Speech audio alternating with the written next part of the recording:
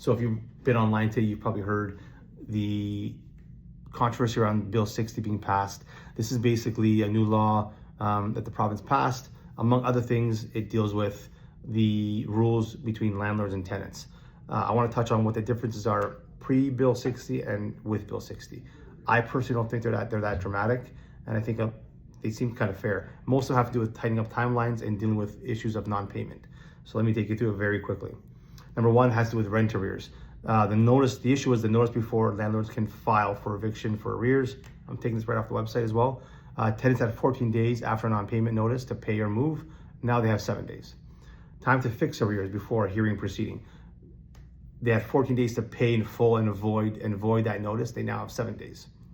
Number two, appealing and reviewing LTV decisions. So the tenant or landlord had 30 days to ask the LTV to review and correct an order. They now have 15 days to do that.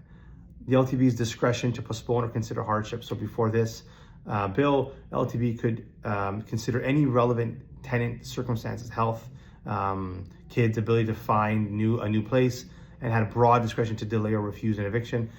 Bill 60 basically lets the province set limits by regulation on what factors the LTV can consider.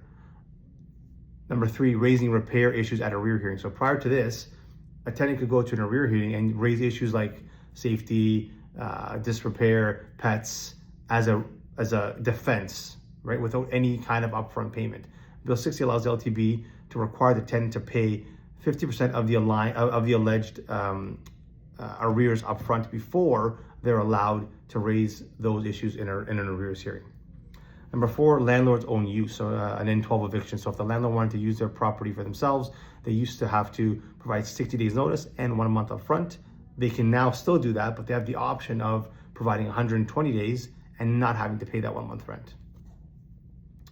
And number five, persistent late payments. So the issue was really around the definition of persistent. There wasn't really a definition around what was persistently late. Bill 60 gives the province the power to define persistently late payment in regulation. And what we're hearing is that it'll probably be around 7 days late repeatedly. So if you're 7 days late repeatedly, that would qualify as persistently late.